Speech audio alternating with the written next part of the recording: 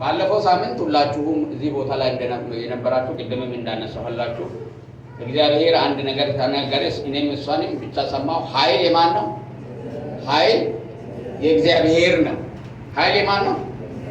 ኃይል የእግዚአብሔር ነው ብሎ እግዚአብሔር ራሱ የተናገረው ያንን ኃይል እንዴት ነው እኛ መለማመድ የምንችለው የሚለውን ጥያቄ ለመመለስ ነው ትምህርት ያዘጋጀው። ያንን እግዚአብሔር የሰጠውን ኃይል በምንድን ነው የምንለው? እግዚአብሔር ብቻ የኃይል ምንጭ ከሆነ ኃይል ማለት የማድረግ ብቃት ማለት ነው።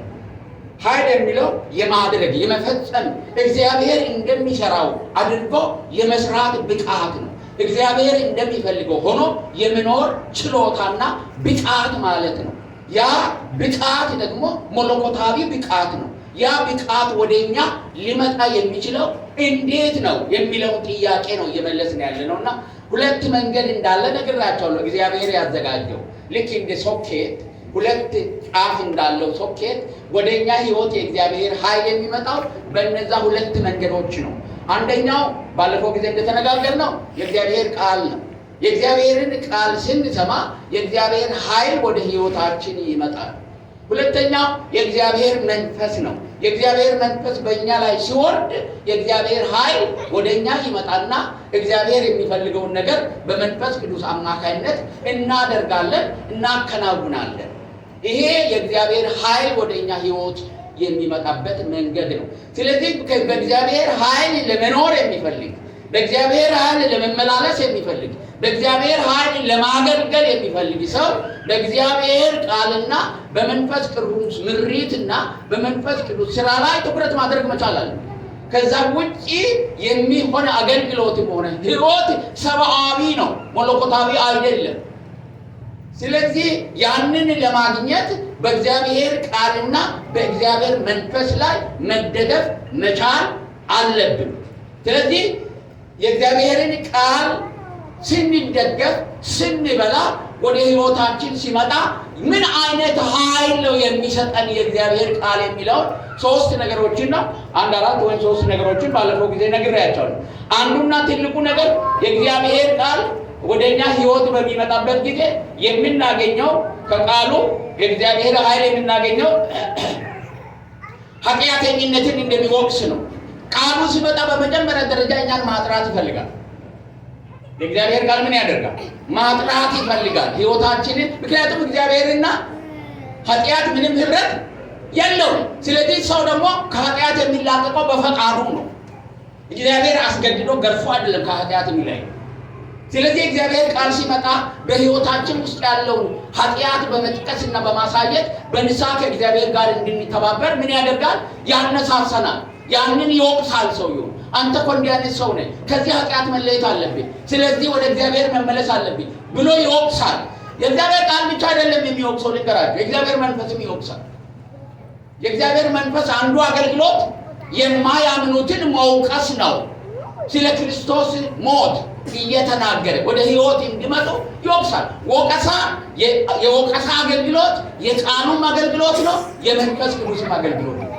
የመንፈስ ቅዱስና የቃሉን አገልግሎት ወቀሳ ሰምቶ ወደ እግዚአብሔር ቤት የሚመጣ ሰው ደግሞ ህይወትን ያገኛል። ህይወትን ያገኛል። ምክንያቱም አሁንም የምንሰማው ቃል፣ የምንመሰክረው ወንጌል፣ የምንናገረው ለሰው ልጆች ምን ያለው ኃይል አለው። ኢየሱስ ያድናል ብለን ስንናገር ለሚሰማው ሰው የድነት ኃይልን የሚሰጥ ቃል ነው የምንናገረው። ክብር ለእግዚአብሔር ይሁን። ቃሉ በራሱ ብቁ ነው፣ ለማዳን ብቁ ነው፣ ለማጥቃት ብቁ ነው፣ ለመውቀስ ብቁ ነው። በቃሉ ላይ የሚደረብ ድሪቶ ፈጽሞ የለም። ሰዎችን በመውቀስ ለመዳን የሚሆኑ ኃይልን ይሰጣቸዋል። ምክንያቱም ሰው በራሱ መዳን ስለማይችል ይወቅሳል ቃሉ። እንደገና ደግሞ የድነት ኃይልን ይሰጣል። ክብር ለእግዚአብሔር ይሁን። የድነት ኃይልን ያገኙ ሰዎች ደግሞ በፈቃዳቸው ንስሐ በመግባት ወደ እግዚአብሔር በመምጣት ድነትን ያገኛል። ይሄ አንዱና እግዚአብሔር የሚሰራበትን መንገድ ነው። ሶስተኛ ነገር ያየ ነው የእግዚአብሔር ቃል ኃይል ህይወትን ይሰጣል ብለናል። ሶስተኛ የእግዚአብሔር ቃል ኃይል የድነት እምነትን ይሰጣል። ህይወት የእኛ በዚህ ምድር ላይ በክርስቶስ ኢየሱስ ድነን የምንኖር የክርስቶስን ሕይወት ነው የምንኖረው። በኃጢአታችሁና በበደላችሁ ምን ነበራችሁ? ሙታን ነበራችሁ። ቆሞ የሞተ ሰው አለ በዚህ ምድር ላይ። አብዛኛው ሕይወት የለውም። የሕይወት ምንጭ ማን ነው? እግዚአብሔር ራሱ ነው። ኢየሱስ ክርስቶስ ወደ ሰዎች ሲመጣ የእግዚአብሔርን ሕይወት ነው የሚሰጠን። ምክንያቱም ያ የእግዚአብሔር ሕይወት የዘላለም ሕይወት ነው። የዘላለምን ሕይወት የምንጀምረው በሰማይ ሄደን አይደለም፣ እዚህ በምድር ላይ እያለን ነው። ክብር ለእግዚአብሔር ይሁን። ለምን የምንኖረው ዘላለማዊ የሆነው የእግዚአብሔርን ሕይወት ስለሆነ፣ ያንን ሕይወት ደግሞ የሚሰጠን የእግዚአብሔር ቃል ነው፣ ወንጌል ነው። ያንን የሕይወት ኃይል የሚሰጠን ወንጌል ነው። ስለዚህ እያንዳንዳችን በክርስቶስ የምንኖር ሰዎች የምንኖረው አዲስ ሕይወት፣ ዳግም የተወለደ ሕይወት የእግዚአብሔር ሕይወት ነው። ክብር ለእግዚአብሔር ይሁን። ይሄ በማንም በሁሉም በዳኑ ሰዎች ውስጥ ያለ ሕይወት ነው። ያ ሕይወት ተራ ሕይወት አይደለም። ያ ሕይወት ከዓለም የተለየ ሕይወት ነው። ዓለማውያን ይህ የእግዚአብሔር ሕይወት በሕይወታቸው ስለሌሉ ነው ጳውሎስ እየሄዱ ያሉ ሰዎችን ሙታን ነበራችሁ ያለው። አልሞቱም፣ አልተቀበሩም፣ እየተመላለሱ ናቸው፣ እየሰሙ ናቸው። እንደውም አይደል ለእነሱ ለራሳቸው ነው የሚናገር። ድሮ እኮ እናንተ ሙታን ነበራችሁ አላቸው። ይገርም። ድሮ ምን ነበራችሁ? ሙታን ነበራችሁ። ለምን? የእግዚአብሔር ሕይወት በእናንተ ሕይወት ውስጥ ስለሌለ፣ ያ የእግዚአብሔር ሕይወት የዘላለም ሕይወት ስለሆነ ስለሌለ ሙታን ነበራችሁ። አሁን ግን በክርስቶስ ኢየሱስ ሕያዋን ሆናችኋል። እስኪ ሕያው ነኝ ወይ? ሕያው ነኝ። እግዚአብሔር የተመሰገነ። እኔ ሕያው ነኝ። የእግዚአብሔርን ሕይወት የሚኖር ሰው ነኝ። ለዚህ ነው እኮ አቅምና ብቃት ኖሮን የእግዚአብሔርን ስራ ሰዎች ሊሰሩት የማይችሉትን ስራ የምንሰራ ሕያው ስለሆነ። ክብር ለእግዚአብሔር ይሁን። ሌላ ይሄንን ኃይል የሚሰጠን ሕይወትን የሚሰጠን የእግዚአብሔር ቃል ነው። ሌላው የእግዚአብሔር ቃል የሚሰጠን ኃይል የድነት እምነትን ይሰጠናል። አይተናል። ሌላው የእግዚአብሔር ቃል የጸና ወይንም የማያቋርጥ የጸሎት እምነትን ይሰጠናል። ምን አይነት ጸሎት? በጣም ከባድ ስራ ነው አይደል? ጸሎት ምንድን? ጸሎት ምንድን? በጣም ዋጋ የሚያስከፍል ከባድ ስራ ነው። ሰው በራሱ ሕይወትና ኑሮ ላይ ጊዜው ላይ ካልጨከነ በስተቀር ከእግዚአብሔር ጋር በጸሎት ለማሳለፍ እጅግ በጣም ይከብደዋል።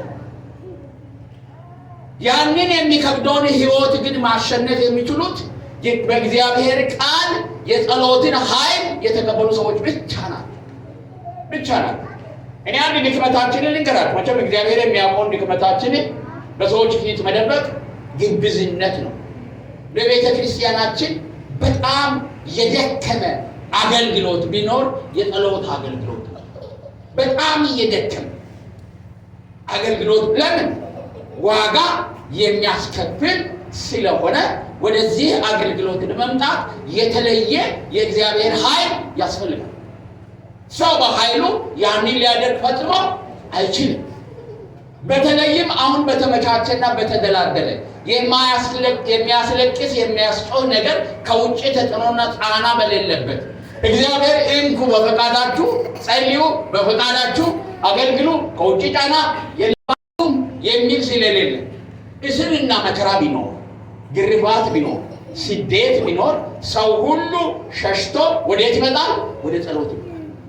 ነፃነት ከክርስቲያኖች ከገፈፋቸው ነገሮች ውስጥ አንዱና ትልቁ ነገር ምንድነው? ጸሎት ነው። ጸሎት ደግሞ ከእግዚአብሔር ከአምላካችን ጋር መነጋገር ነው። ያንን እድል አሳጥ ነው። ያ እድል ወደ ሕይወታችን ተመልሶ የሚመጣው በእግዚአብሔር ቃል በኩል ነው። የእግዚአብሔር ቃል ደግሞ ምንን ይሰጣል? የጸና የማይነቃነቅ የእግዚአብሔር ፊት የምንሆንበትን የጸሎት ኃይል ይሰጠናል። እንዲህ ይላል የእግዚአብሔር ቃል፣ እውነት እላችኋለሁ ማንም ያለው ነገር እንዲደረግለት ቢያምን በልቡ ሳይጠራጠር ይህን ተራራ ተነቅለህ ወደ ባህር ተወርውር ብል ይሆንለታል። ማርቆስ ወንጌል ምዕራፍ 11 ቁጥር 23 እና 24።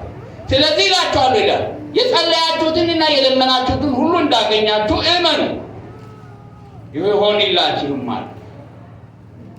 ይሄ እኮ የሚናገረው የእግዚአብሔር ቃል ነው።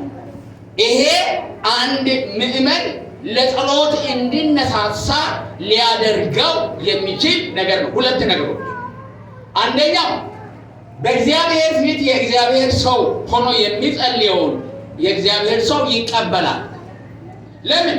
በእግዚአብሔር መንፈስ የሚመራ ሰው የሚጸልየው ጸሎት የእግዚአብሔር ፍቃድ የሆነ ጸሎት ስለሆነ እግዚአብሔር ፍቃዱ የሆነውን ነገር ያደርጋል። ይህንን ቃሉ ያረጋግጥልናል። እምነት ቢኖራችሁ በእግዚአብሔር ቃል ብትታመኑ ይህን ተራራ፣ ይህን ችግር፣ ይህን መከራ፣ ይህን በሽታ ሂድ ተደላይ ብትሉት በእምነት ምን ይሆንላችኋል? የቃሉ ተስፋ ነው። ይህ ተስፋ ይዞ የሚጸልይ ሰው ደግሞ አያፍርም። ለምን? የእግዚአብሔር ቃል ዋስትና ስላለው፣ ማረጋገጫ ስላለው አያፍርም። ክብር ለእግዚአብሔር ይሁን። ሁለተኛ እዚህ ቦታ ላይ እንደምንመለከተው ምንድነው? ሁለተኛ ስለዚህ ይላችኋል የጸለያችሁትንና የለመናችሁትን ሁሉ እንዳገኛችሁ እመኑ ይሆንላችኋል። እምነት ነገሮች ከመሆናቸው በፊት ይቀድማል።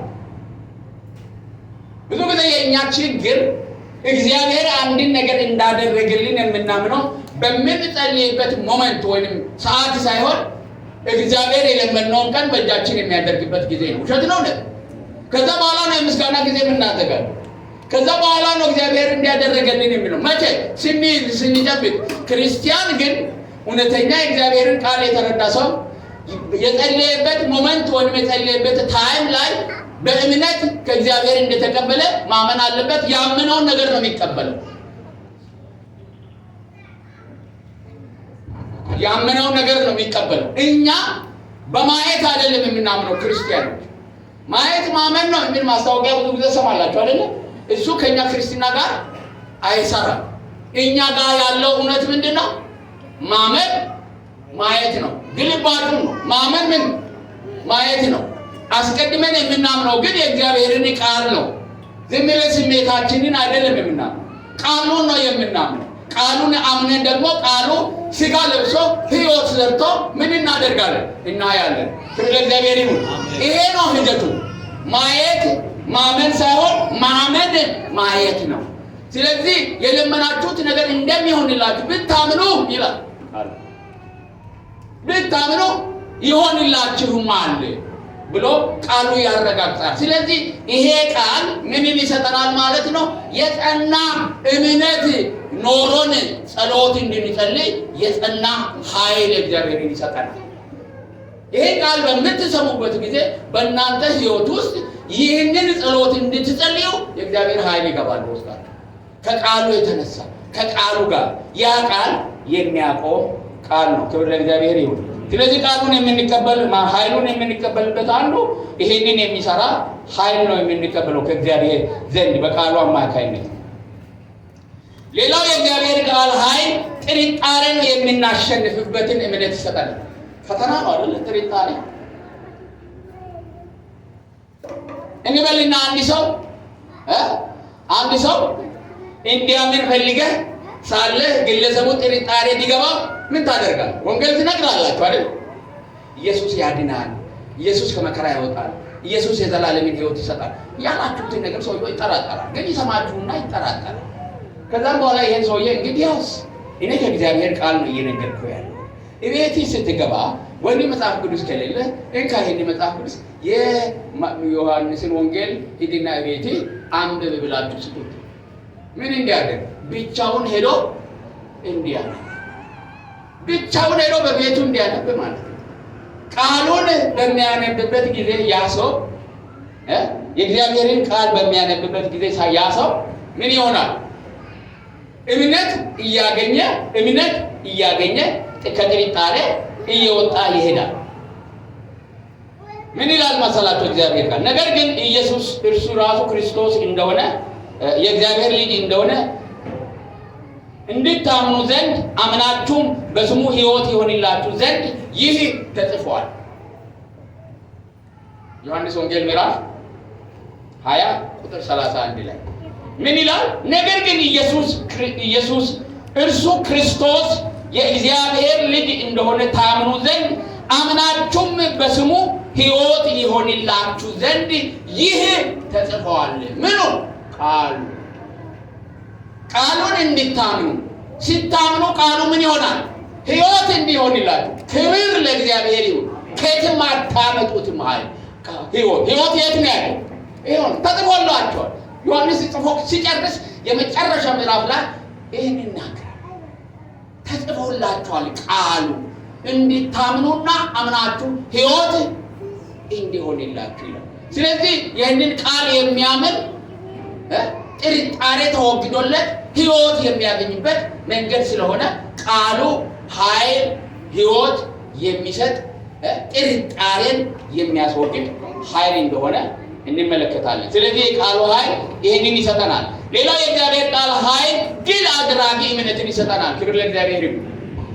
መዝሙር አለ አይደል? ድል በድል እንሄዳለን በአምላካችን ቅጥር እየዘለን ከኃይል ወደ ኃይል እየዘለቅን ጌታችን ነግሶ እናየዋለን። እስኪ ያዘን ድል በድል እንሄዳለን በአምላካችን ቅጥር እየዘለን ከኃይል ወደ ኃይል እየዘለቅን ጌታችን ነግሶ እናየዋለን። ከየት ይመጣል ይሄ ድል? ቃሉ ምን ያደርጋል? ከድል ወደ ድል፣ ከድል ወደ ድል። እስከ መቼ? የድል መጨረሻ ማን ነው? ኢየሱስ ክርስቶስ መጥቶ በዓይኖቻችን ማየት። ቃሉ እስከዛ ድረስ ይመረናል። ክብር ለእግዚአብሔር ይሁን። ልፍስፍስ ሆኖ እዚህ ወድቆ እዚህ ተልከስክሶ እዚህ የሚቀርሰው በእግዚአብሔር ቃል ላይ እምነት የሌለው ነው። ከኃይል ወደ ኃይል፣ አሜን።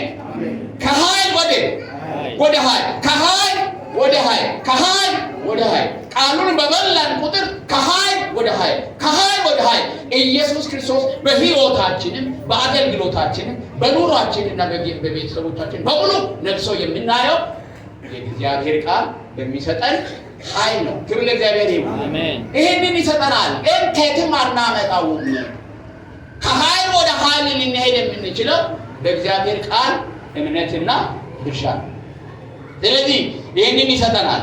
ዓለምን፣ ሰይጣንን እና ስጋን ድል ነስተን ሆነን አሸናፊ ሆነን ለእግዚአብሔር ክብር የምናመጣበት እምነት የሚመጣው ከእግዚአብሔር ቃል ከየትም አይመጣም።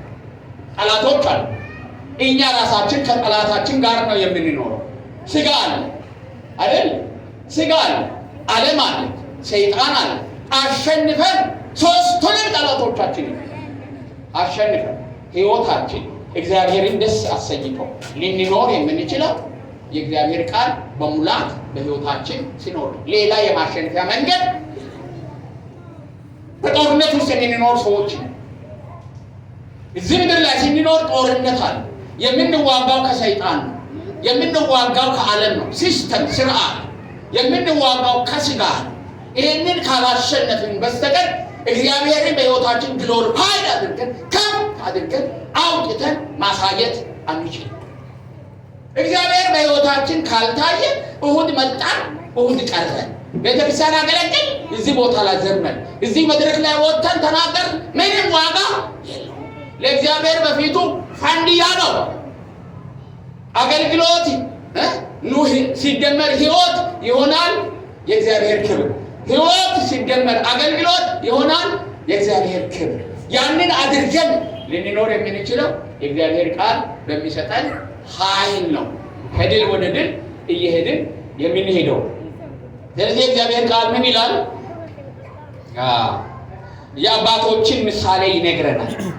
እንዲህ ይላል እነርሱ ይላል እነርሱ በእምነት መንግስታትን ድል ነሱ። በምን? በጦር መሳሪያ አይደለም። በምን? እምነት ከየት ነው የሚመጣው? ከእግዚአብሔር ቃል። እምነት ከመስማት ነው። መስማትም ከየት ነው? ከእግዚአብሔር ቃል ነው። በሰሙት በእግዚአብሔር ቃል መንግስታትን ድል ነሱ፣ ተቃዋሚዎችን ድል ነሱ፣ ጽድቅን አደረጉ፣ የተሰጠውን የተስፋ ቃል አገኙ፣ የአንበሶችን አፍ ዘጉ፣ የእሳትን ኃይል አጠፉ፣ የሰይፍንም ስለት አመለጡ፣ ከድካማቸው በረቱ፣ በጦርነት ኃይለኞች ሆኑ፣ የባዕድ ጭፍሮችን አባረሩ። አሜን አሜን። አባቶች፣ የእምነት አባቶች፣ ዛሬም እግዚአብሔር የሚፈልገው ያንን ህይወት እኔና አንተ እንድንኖር ነው። በእምነት መንግስታትን ድል መንሳት፣ የአንበሳን አፍ መዝጋት፣ ከሰይፍ አፍ ማምለጥ፣ ከድካም መበርታት። ከድካማቸው ድካም እኮ በእኛ የተጀመረ አይደለም። በአባቶች ዘንድ ምን ነበር? ድካም ነበር። ነገር ግን በእግዚአብሔር ቃል እምነት ከድካማቸው ምን ሆኑ? በረቱ። ምክንያቱም የእግዚአብሔር ቃል ኃይልን የሚሰጥ ስለሆነ ከድካማቸው በረቱ። የአንበሶችን አፍ ዘጉ። የተሰጣቸውን የተስፋ ቃል ደግሞ ምን ሆኑ? ተቀበሉ። በምን? በእምነት። እምነት ከየት? ከእግዚአብሔር ቃል። አያችሁ፣ እግዚአብሔር የሰጠ እምነት አይነቃነቅም፣ ከፍ ዝቅ አይልም። ስታብሊሽድ የሆነ የተመሰረተ ነው። ያ እምነት ምንም ሊያነቃንቀው አይችልም። ሰይፍ፣ አንበሳ ተቆጠረ እኮ፣ መከራ፣ ችግር፣ ድህነት፣ ሞት በእምነት ምን አደረጉ? እነሱ ይላል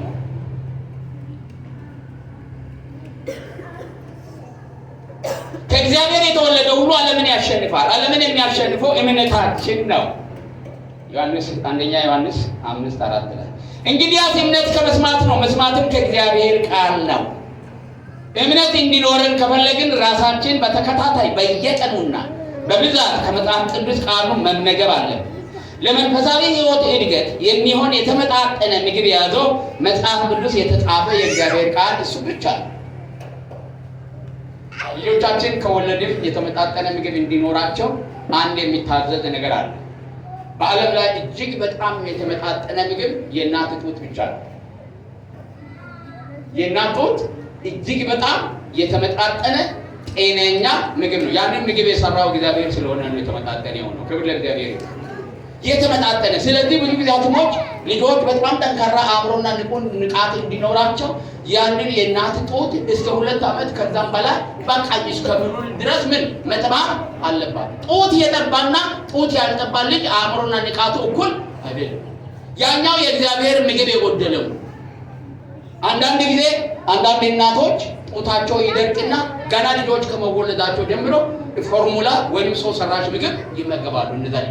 እነዛ ልጆች ሳይኮሎጂካልን ከእናትየው ጋር በጡት መመገብ ስለማይጣበቁ የስነ ልቦና ችግር ይፈጠርባቸው። ሁለተኛ የምግብ እጥረት ለበሽታ እየተጋለጡ ይሆናል። ያንን የተመጣጠነ ምግብ ስለማያገኝ ክርስቲያንም የተመጣጠነ የእግዚአብሔር ቃልን ካልተማረ በስተቀር በሽተኛ ክርስቲያን ነው።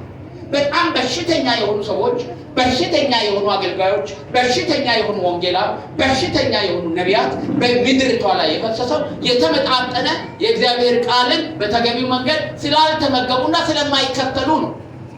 አንዳንዶቹ አንድን ምግብ ወይም አንድን እውነት ይመዙና ሌላውን እርግፍ አድርገው ይተውታል። ከዚህ የተነሳ በዛ እንደ ሬዲዮ አንቴና አንድ ነገር መዞ ይወጡና በዛ ላይ ስለሚንጠለጠሉ ሌላው ስለሚጎልባቸው እግራቸው የሰለለ ይሆናል። ሐሰት ትምህርት ውስጥ ገብቶ የሚጨማለቁ የሚበላሹ ቅን የሆኑ ሰዎች፣ ሳያውቁ የሚገቡ ሰዎች እንደዛ አይነት ሰዎች ነው። ስለዚህ ራሳችሁን መንፈሳዊ ሕይወት ሚዛናዊ እንዲሆን የእግዚአብሔርን የተመጣጠነ የእግዚአብሔር ቃል መመገብ ያስፈልጋል። እሱ ደግሞ ምንን ይሰጠናል? ኃይልን ይሰጣል። ኃይልን ይሰጠናል። ለእግዚአብሔር ይሁን።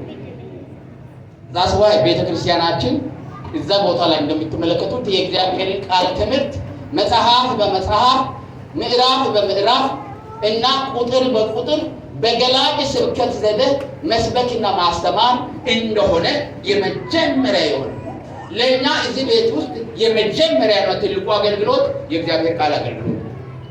ኦኬ፣ ትልቁና ዋናው አገልግሎት። ሌሎች አገልግሎቶች ከዚህ ነው የሚመነጩት። ይሄ ደግሞ ከእግዚአብሔር ዘንድ የመጣ ነው። የእግዚአብሔር መመሪያ በእግዚአብሔር ቃል ላይ የተመሰረተ ቤተክርስቲያን ስታብሊሽድ የሆነ ቤተክርስቲያን ነው።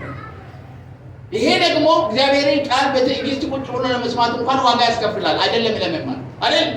አሁን የሚደክማቸው የሚሰላቻቸው ሰዎች አሉ። ለመዝለልና ለመጨፈር ደስ ተሰኝቶ እቺን ሳምንት አሰኝቶ ራሳቸውን አነቃቅተው ወደ ስራ ለመሄድ ቤተክርስቲያን የመጣ ሰው ይደብረዋል። ምክንያቱም እግዚአብሔር ቃል ነው የሚለው ነው። እስከሚሞት ድረስ ከዚህ ምድር እስከሚሄድ ድረስ እግዚአብሔር የሰጠኝ ቃል ሌላ የለም። ምንድነው? የእግዚአብሔር ቃል። ያ ቤተክርስቲያናችን ሰው ሁሉ ይሄንን ሆኖ ካልኖረ በስተቀር የኛ ቤተክርስቲያን አይደለም። ሰውዬው እኛ ጋር እንግዳ ነው። መጥቶ ማምለክ መጥቶ መመላለስ የሚችል ሰው ብቻ ነው። የንጉሱ ያ ቤተክርስቲያን የእግዚአብሔርን ቃል በቃል መጽሐፍን በሚገባ አንብበን ተርጉመን ሰዎች በሕይወታቸው እንዲኖሩ አድርገን ማስተማር ወደምትችልበት የምታድጉበት ቦታ ነው።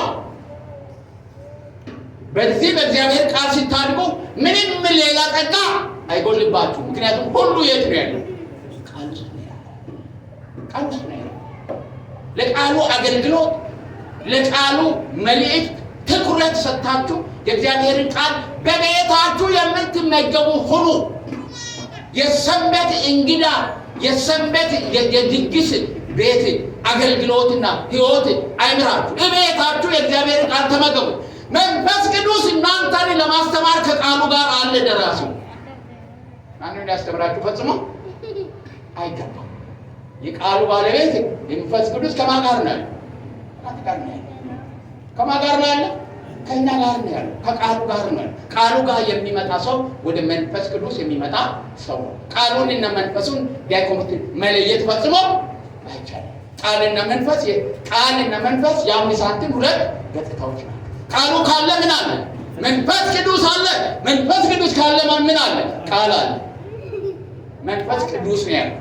ብዙ መንፈሶች ስላሉ መንፈስ ቅዱስን የምንለየው በቃሉ ስለሆነ ቃሉ ባለበት ስለሚኖር እንደ ቃሉ ስለሚያገለግል።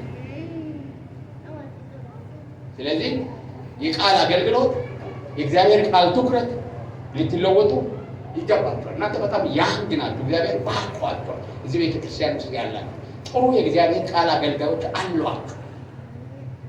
እየበላችሁ ለነገው ትውልድ እንድታበሉ እግዚአብሔር ሊያሰልጥናችሁ ሊያዘጋጃችሁ ነው ወደዚህ ያመጣው። ሌላ ተልእኮ እኛ የለንም። እዚህ ጋር ያያችሁ የእግዚአብሔር ቃል በስልጣን በሰዎች ሁለንተናዊ ሕይወት ውስጥ ገዝቶ ማየት ነው ራእያችሁ። በቃ የእግዚአብሔር ቃል ስልጣን የዚህ ቃል ስልጣን ሁለንተናዊ የሆነ የሰዎችን ሕይወት ምን አድርጎ ገዝቶ ሁሉ ሰው በዚህ ጉዳይ ላይ የእግዚአብሔር ቃል ምን ይላል የሚለው ጥያቄ ጠይቆ እሱ ራሱ በዚህ ጉዳይ ላይ የእግዚአብሔር ቃል ይሄንን ስለምን ይሄን ማድረግ የለብኝም ይሄን ማድረግ አለብኝ ብሎ በራሱ መወሰን በራሱ መቆም እስከሚችል ድረስ ሁልጊዜ የአገልጋዮችን ድጋፍ የነቢያትን እርዳታ የፓስተሮችን ድጋፍ ቤት እያንኳኳ ምን ይሻለኛል ብለው የሚሄዱ ሰዎች እንዲኖሩ አያስፈልግም። ያሳፍራል። 10 ዓመት 20 ዓመት 30 ዓመት ኖሮ ስለራሱ ጉዳይ ከእግዚአብሔር ቃል ሰምቶ ውሳኔ መወሰን አቅቶት ምክር ፍለጋ በየቦታው የሚንከራተት ይብላል ለነዛ ሰዎች። አንዳንድ ጊዜ አዝናለሁ። 40 እና 50 ዓመት በቤተ ክርስቲያኑ ኖሮ 15 ዓመት ልጅ ወጥቶ ትንቢት በመናገሩ ተተተተተተ በማለቱ አለያ በዚህ በማለቱ ያን ያክል ግዙፍ ሰው ስንት ዓመት ከጌታ ጋር የኖረ ያንን ሕፃን ልጅ የሃይማኖቱ መሪ አድርጎ ከሱ ለመስማት ይሮጣል። ከዚህ አይነት ውርደት እግዚአብሔር ይጠብቃል። በየቀኑ ከእግዚአብሔር ጋር ስንኖር በኖርነው ልክ በእግዚአብሔር ቃል ማደግ መቻል አለብን። ስንት ሰው ነው የሳተው? ስንት ሰው ነው የተራቆተው? ስንት ሰው ነው የጠፋው? ለምን? ቃሉ ስለሌለ።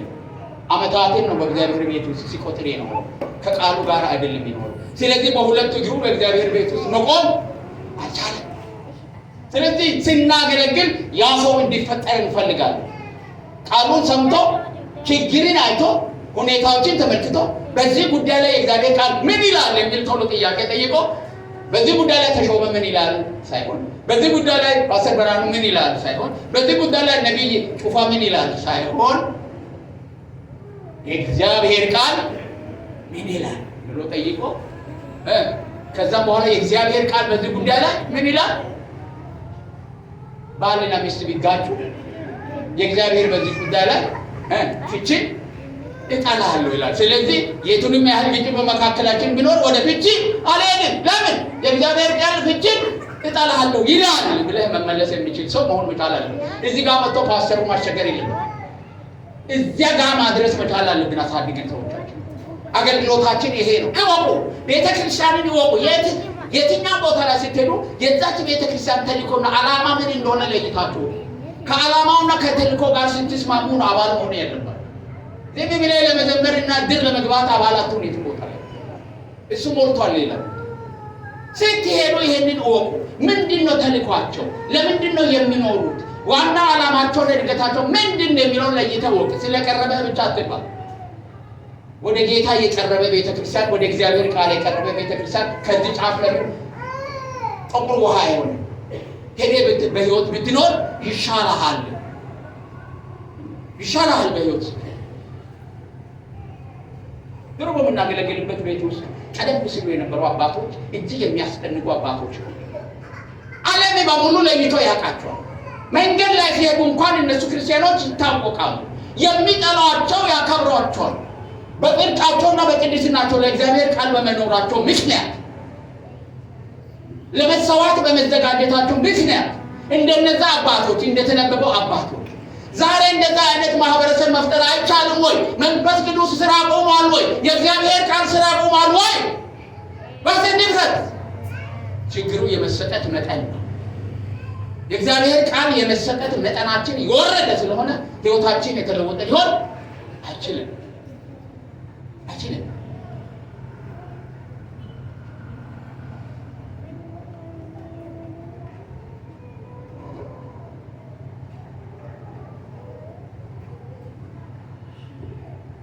ያንን ማምጣት ካልቻልን ለመዋገን እንከፍላለን።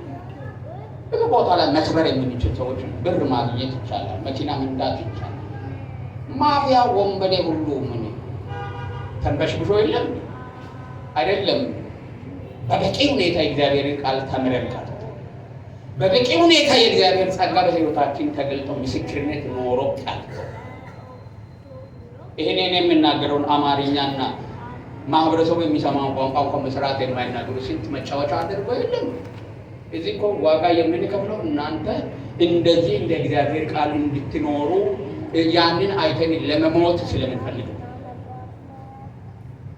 ለቃሉ ካለን እምነትና ጽናት የተነሳ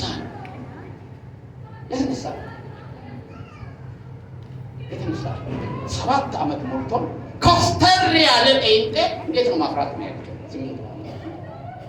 ኖ እግዚአብሔር ቃል ለዚህ ጉዳይ እንዲህ አይልም። የማይ አርቲፊሻል የሆነ የመድረክ አገልግሎት አሳምረን በውስጣችን ዝሙት፣ እርኩሰት፣ ኃጢአት፣ ጥላቻ፣ ሐሜት ተሸክመን የምንኖረው ሸም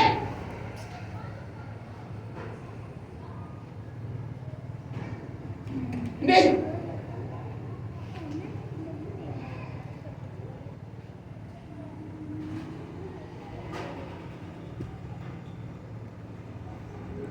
እግዚአብሔር ቃል የለም ከኛ ጋር? እግዚአብሔር መንፈስ የለም ከኛ ጋር?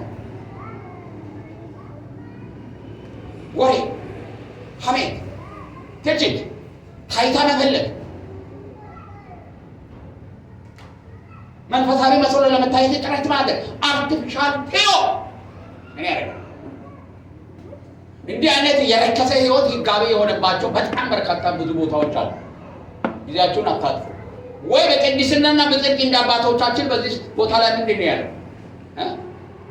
ሰምታችኋል አይደል? አባቶቻችን አንዱ ያደረጉት ምንድን ነው? ጽድቅን አደረጉ። ጽድቅን ምን አደረጉ? አደረጉ፣ ሰሩ፣ በጽድቅ ተመላለሱ፣ ኖሩ። የእግዚአብሔር ጽድቅ ማለት የእግዚአብሔር ህግና ስርዓት ተከትሎ በህይወት መኖር ማለት ነው። የእንደዛ አይነት ሰው ፈጽሞ አያስቸግራችሁ። ማድረግ የሚገባውን ራሱ ቀድሞ ያውቃል። ይህንን ደግሞ ለማድረግ ለእኛ እግዚአብሔር ኩንታል አላሸከመንም፣ ኃይልን ሰጥቶናል። ክብር ለእግዚአብሔር። ይህ ኃይል የእግዚአብሔር ኃይል ቃል ኃይል ነው። ይህ ኃይል የእግዚአብሔር መንፈስ ኃይል ነው።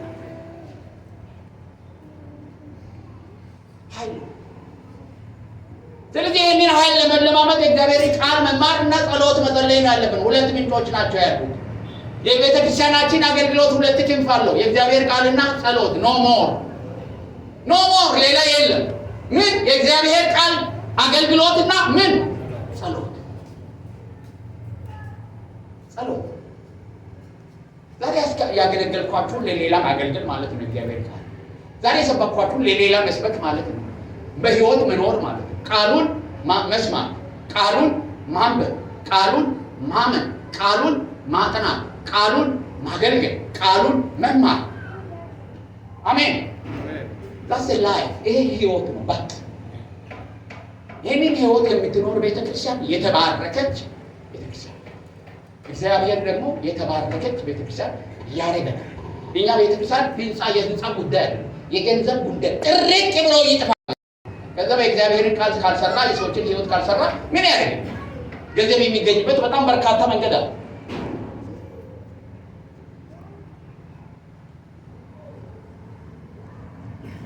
ሰው እንዴት ነው የማይለወጥ? ቋንቋ እንኳን አይለወጥም። አንድ ጓደኛ አለኝ 30 ዓመት ኖሮናል አብረን በመንፈሳዊ ጉዳይ ላይ ሁሉ ጊዜ እንነጋገር። 30 ዓመት በላይ ከኔ ጋር ነው። እኔ እና እሱ በተገናኘንበት ጊዜ የምንነጋገረው ንግግር ነው ዛሬ የምንናገረው እሱ። እኔ 30 ዓመት ብዙ ነገር ተምሬ አገልግዬ እሱ ግን ያንኑ ነው የሚያወራው። ያንኑ ነው ያን ስለዛናው ልምምድ ነው የሚያወራል። ልጅ ሆነን ሲያስላሳለን በመንፈሳዊ ህይወት ልጅነት አለ። ጳውሎስ ምን ይላል? ጎልማሳ ሲሆን የልጅነትን ጠባይ ሽር ያለ ምን መሰላት? እያደጋችሁ ስትሄዱ ትኩረት በምን ላይ መስጠት እንደሚገባችሁ የበለጠ እየጠራላችሁ ይሄዳል በአገልግሎት ውስጥ። እኔ አምላክ ስላይደለው ሁሉን ነገር ለእናንተ ላደርግ አልችልም። ይሄ ነው ፓስተር ብርሃኑ አምላክ አይደለም። ሁሉ ነገር ከሱ አትጠብቁ። ነገር ግን እግዚአብሔር የሰጠን በውስጣችን ያለ ልናደርግ የሚገባ እኔ የማውቀው እሱ የሚያውቀው ነገር አለ። እሱ ላይ ነው ትኩረት የምናደርገው። አለቀ። እድገት ነው እሱን የሚያመጣው። እያደጋችሁ ስትሄዱ የበለጠ ለሰው ልጆች ለማገለግለው ሰው የሚጠቅመው የቱ ነው? እኔ በዚህ ቦታ ላይ ቆሜ በልሳን እያንበለበልኩ እናንተን እየነቀነኩ መቆየት ነው?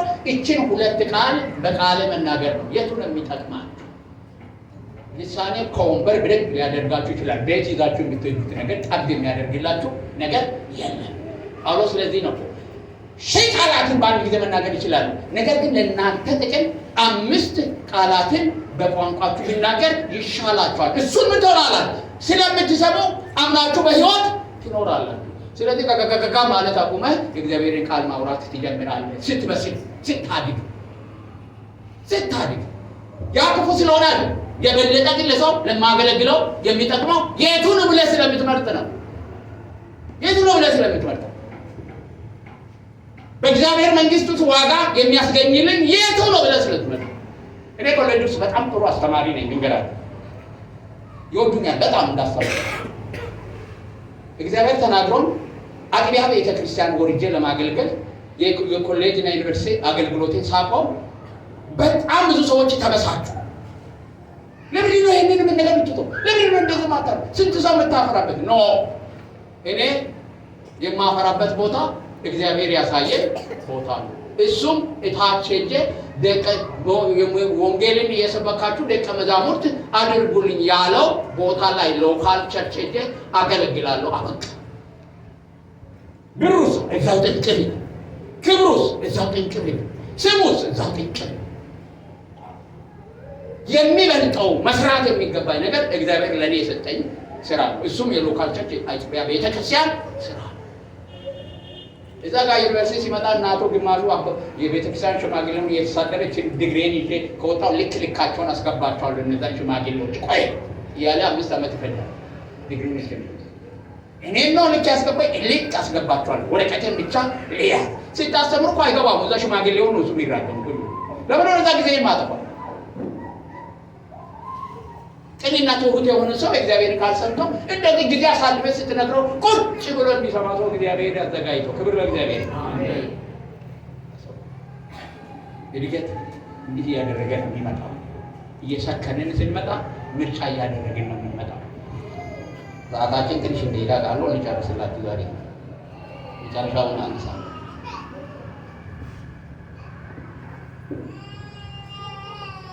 የእግዚአብሔር ቃል ኃይል ቅድስናን ይሰጣል። መጽሐፍ ቅዱስ እንዲህ ይላል፣ ባሎች ሆይ ክርስቶስ ደግሞ ቤተ ክርስቲያንን እንደወደዳት ሚስቶቻችሁን ውደዱ፣ በውሃም መታጠብና ከቃሉ ጋር አንጽቶ ቅድሳት ስለሷ ራሱን እንዲቀድሳት ስለሷ ራሱን አሳልፎ ሰጠ። ምን ያለ ቤተ ክርስቲያንን እንዴት እንዲቀድስ እንደ በውሃ መታጠብና ከቃሉ ጋር አንጽቶ። ቃሉ ቤተ ክርስቲያንን ምን ያደርጋል? ያነጻል፣ ቅድስናን ይሰጣል። ምን ነው የሚሰጠው? ቅድስና ቃሉን በቅድስና እንድንኖርና ቃሉን ቅድስና እንድናደርግ ግዴታችን ነው። ከየት እናመጣዋለን? ቃሉ ለኛ በህይወታችን ይሰራል። ሰው በጉልበት የምንኖረው ህይወት የለም። ክርስትና ህይወት ቃሉ በሰጠን ኃይል ነው የምንኖረው። ለኛ በቅድስና መኖር አደጋ አይደለም፣ ስራ አይደለም፣ ትግል አይደለም። ለምን? የምናሸንፍበት የእግዚአብሔር ኃይል በህይወታችን አለ። ሰዎች በኃጢአት የሚሸነፉት ወደውና ፈቅደው። ቃሉ የኃጢአት ኃይል እግዚአብሔር በእነሱ ውስጥ ካደረገው ኃይል በልጦ አይደለም። በእኔ ያለው በዓለም ላይ ካለው ይበልጣል። አሜን። እንደዚህ በሉ፣ በእኔ ያለው የእግዚአብሔር ቃል በዓለም ላይ ካለው ሁሉ ይበልጣል። ስለዚህ አሸንፈን ከዓለም በላይ ነው የምንኖረው። ሃሌሉያ! ከቃሉ ጋር የምንኖር ከሆነ ክብር ለእግዚአብሔር ይሁን።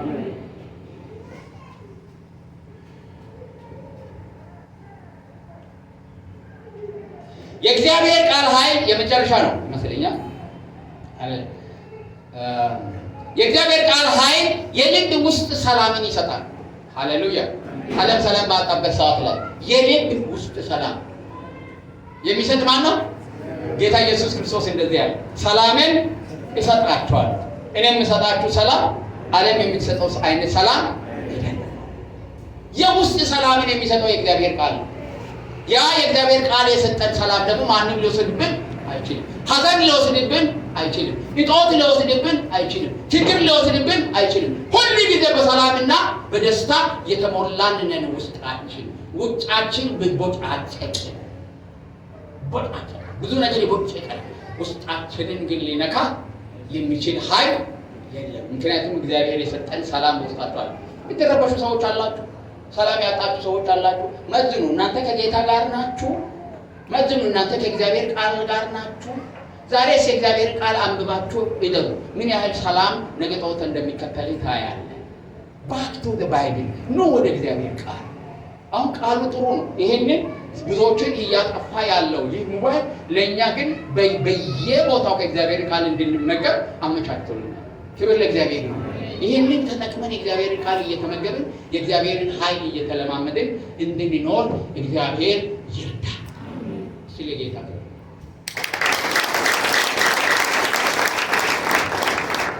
ክብር ለእግዚአብሔር ነው። የልብ ደስታንና ሐሴትን የሚሰጥ እግዚአብሔር ይህን ቃል ስለሰጠን ወደ ቃሉ እንመለስ። ስንጸልይ ይህንን ኃይል እኔ መለማመድ እፈልጋለሁ በሉት። እግዚአብሔር ይህ ለውጥ ወደ ህይወቴ እንዲመጣ እፈልጋለሁ። ይህ ቃል ተረት አይሁንብን። በእኔ ህይወት ውስጥ ለውጥ ይምጣ። ተግባራዊ ክርስትናን የምኖር ሰው ልሁን። እግዚአብሔር ኃይል ይመላለስ። እርዳኝ በሉት። እስንቁ